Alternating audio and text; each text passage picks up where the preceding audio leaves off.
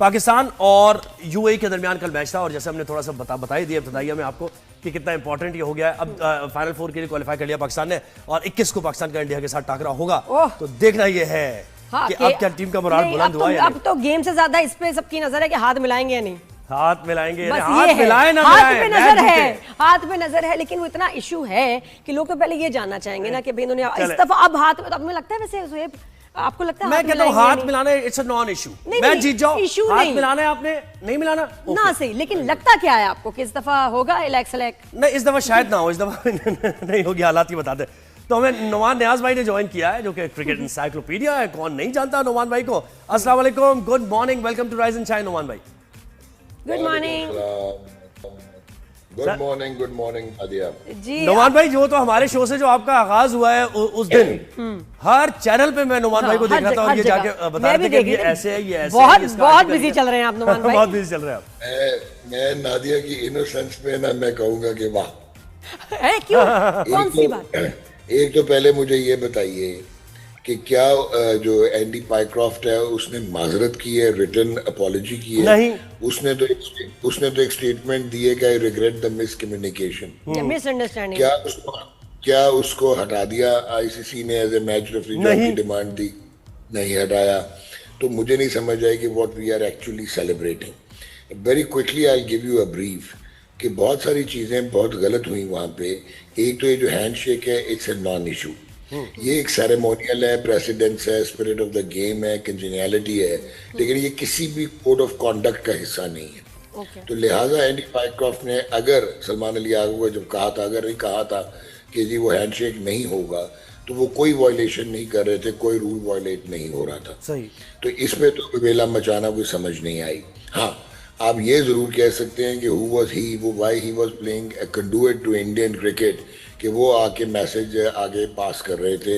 Indian management को directly पहुंचाना चाहिए था या through proper stakeholders Pakistan management को कि जी वो हाथ नहीं मिलाएंगे। ये हो गया। अगर आपके साथ टॉस में ये हो गया था तो why the Pakistan players they kept on waiting after the match was over कि वो सूर्य कुमार यादव और शिवम दुबे से हाथ मिलाएंगे? मेरी समझ से बाहर। बिल्कुल ऐसे सही कह रहे हैं। अब जो तीसरी इंपॉर्टेंट चीज है जो नादिया को स्टनिंग लगेगा, जहां पे आपका ऑब्जेक्शन बनता था, जो ग्लेयरिंग वायलेशन थी वो सूर्य कुमार यादव की पोस्ट मैच इंटरव्यू में पॉलिटिसाइजिंग थी। बेशक मैंने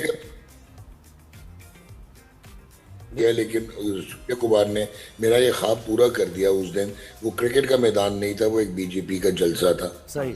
अच्छा, ये क्रिकेट का एक कोड है, आईसीसी कोड ऑफ कॉन्डक्ट है 2.1.1 और 2.1.2, जो ये कहता है कि स्पिरिट ऑफ द गेम आपने मेंटेन करनी है, positive atmosphere of the match आपने जो है वो मेंटेन करना है, इंश्योर करना है, और एक जो सबसे इंपॉर्टेंट है वो ये कि आपने डीमीन नहीं करना और रिस्पेक्ट करनी है अपनी ऑपोजिशन की।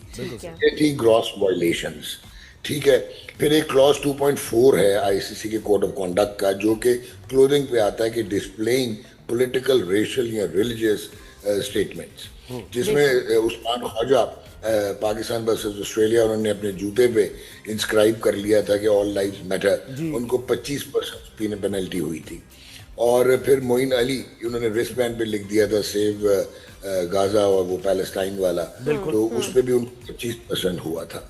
अच्छा, अब उनको क्यों हुआ था? क्योंकि इसका एक रूल है, यहाँ पे Pakistan cricket board missed a trump card and an opportunity to actually take India to the cleaners.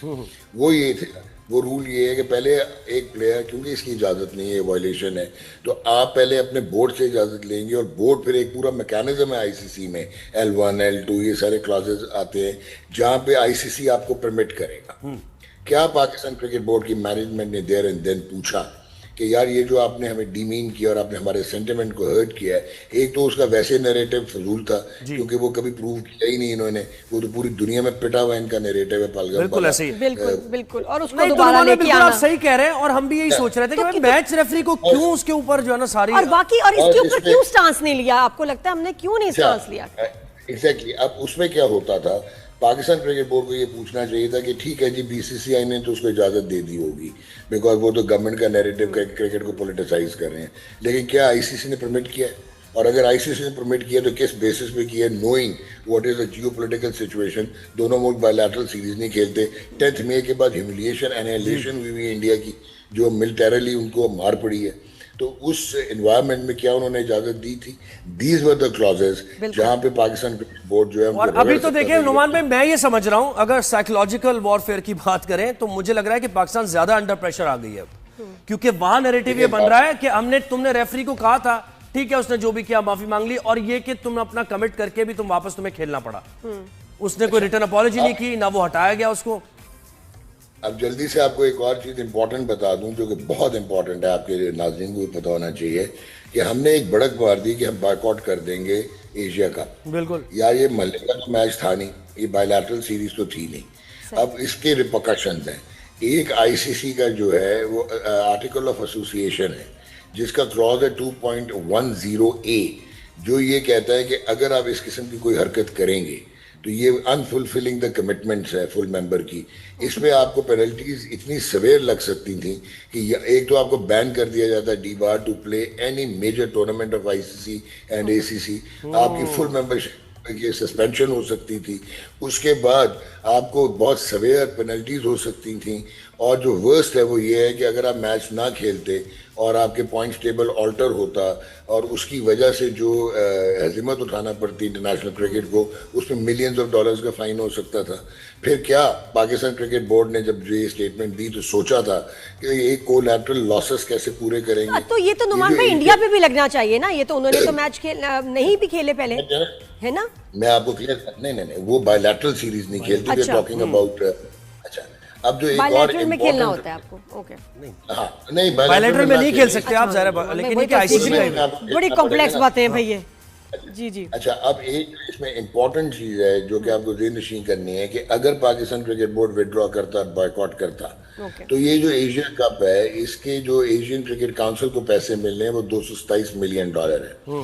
और उसकी जो डिस्ट्रीब्यूशन है वो ऐसे होती है कि जो 5 फुल मेंबर हैं, बांग्लादेश, श्रीलंका, पाकिस्तान, इंडिया और अफगानिस्तान, इनको 15% ईच मिलता है, और बाकी जो 25% है वो एसोसिएट मेंबर्स को जाता है। अच्छा, इंटरेस्टिंगली इंडिया जो है वो अपना 15% भी एसोसिएट मेंबर्स को दे देता है, because they don't need this, कि वो डेवलप करना चाहते हैं रीजन में क्रिकेट। ये तो हो गया। अब आपको ये कम से कम 12 से 16 मिलियन डॉलर का लॉस होता। उसके अलावा प्रोडक्शन की कॉस्ट, एचआर की कॉस्ट, वेन्यूज की कॉस्ट, उसके बाद जो है आपकी ये जो आप विड्रॉल करते, बस इसका मतलब यही हुआ ना नुमान भाई कि पहले सोच समझ के करने चाहिए फैसले, और इतने हद तक जब आप इस एक्सट्रीम पे अगर आप जा रहे हैं तो फिर आप वहां। लेकिन नुमान भाई ने कहा कि जिस चीज पे स्टैंड बनता था, जो वायलेशन ऑफ कोड थी, उस पे हमने उसमें नहीं किया। हाँ बिल्कुल, उस पे स्टैंड क्यों नहीं लिया नुमान भाई? उस पे जो लेना चाहिए था। अब जो नादिया ने इंडिया की बात की है ना, उस पर भी मैं कह दूं, देखें, हम मानते हैं कि इंडिया एक टॉप टीम है, हम मानते हैं उनका बेहतरीन इंफ्रास्ट्रक्चर है, मॉडर्न क्रिकेट खेलते हैं, ब्रिलियंट प्रोडक्ट लेके आते हैं, ठीक है जी। आप फाइनेंशियल सुपर पावर हैं, क्रिकेट की जायंट हैं, ये भी हम मानते हैं। हम ये भी मानते हैं कि आईसीसी में आपका जय शाह भी बैठा हुआ है, जो आप ही का बंदा है, और इंटरनेशनल क्रिकेट कॉन्फ्रेंस की जगह, काउंसिल की जगह उसका नाम तो रख दे इंडियन क्रिकेट काउंसिल। लेकिन क्या कोई लाइसेंस है? सारे इक्वल फुल मेंबर्स हैं, ये फीफा की तरह गवर्निंग बॉडी नहीं है, आईसीसी एक और नादिया साहब, कल ये 21 का जो मैच है उसमें भी यही होने वाला है, आप देख रहे हैं कि हैंडशेक नहीं होगा, और सूर्या कुमार यही करना, और यही पॉलिटिकल। मैं बहुत टेंटेटिव हूं यार, टू हेल विद हैंडशेक। मैं टेंटेटिव हूं कि अगर उन किस्म का इवेंट रिपीट कर दिया तो वेयर विल यू स्टैंड? अच्छा, आपकी क्या तैयारी है इसको? सही बात है, बिल्कुल। अच्छा नुमान, कल के मैच की थोड़ी बात कर लें। नहीं, लेकिन नुमान भाई फिर बताएं कि अगर ये दोबारा करते हैं तो हमें स्टैंड उस पे हम ले सकते हैं कि ये वायलेशन है कि सियासी बयान दे रहे हैं लोग। अभी जो प्रॉब्लम है ना, अभी तो हम 18 घंटे में आपने रिएक्ट करना था, ये टाइम बार्ड होता है, वो तो आपने नहीं किया, तो खुदा ना खास्ता दोबारा होता है। अब आपको रेट्रोस्पेक्टिवली वाइज होके now you should take them to the cleaners. ये आपकी अप्रोच होनी चाहिए, आपको रेडी होना चाहिए।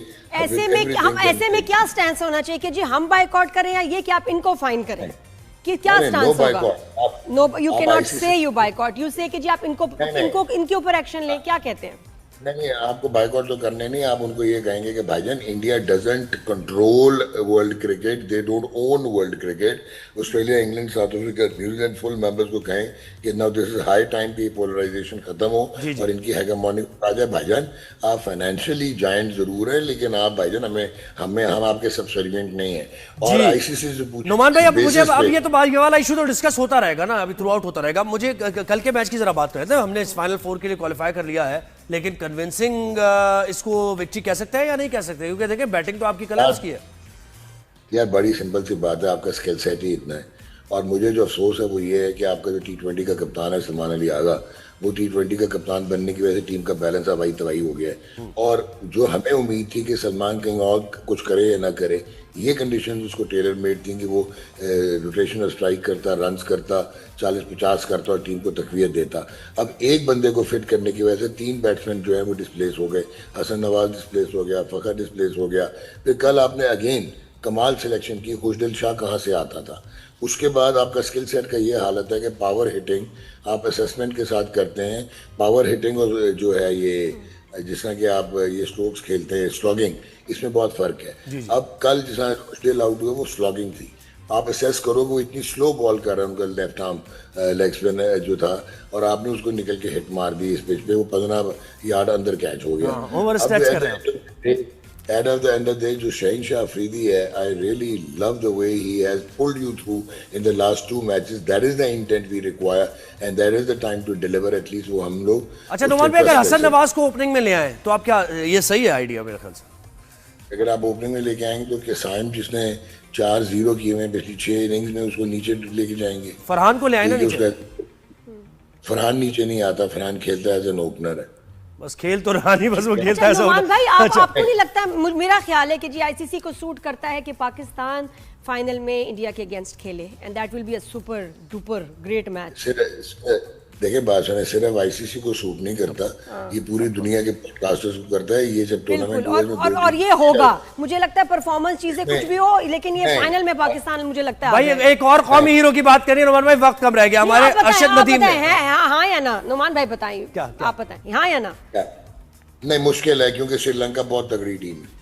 चले जी, ये उन्होंने कहते हैं। अब भाई हमारा कौमी हीरो अरशद नदीम, जो हमारे लिए पहले भी मेडल ला चुका है athletics championship, world athletics championship के क्वालिफाइंग मैच में 82.28 मीटर उन्होंने नेजा फेंका, और अब फाइनल नीरज भी उनके साथ है फाइनल में, उन्होंने भी क्वालिफाई किया। तो आज ये फाइनल होने जा रहा है, फुल फॉर्म में है और फोकस भी जबरदस्त है, जा रहे हैं। आज नीरज को शिकस्त होने वाली है, अरशद तो फॉर्म में लग रहे हैं।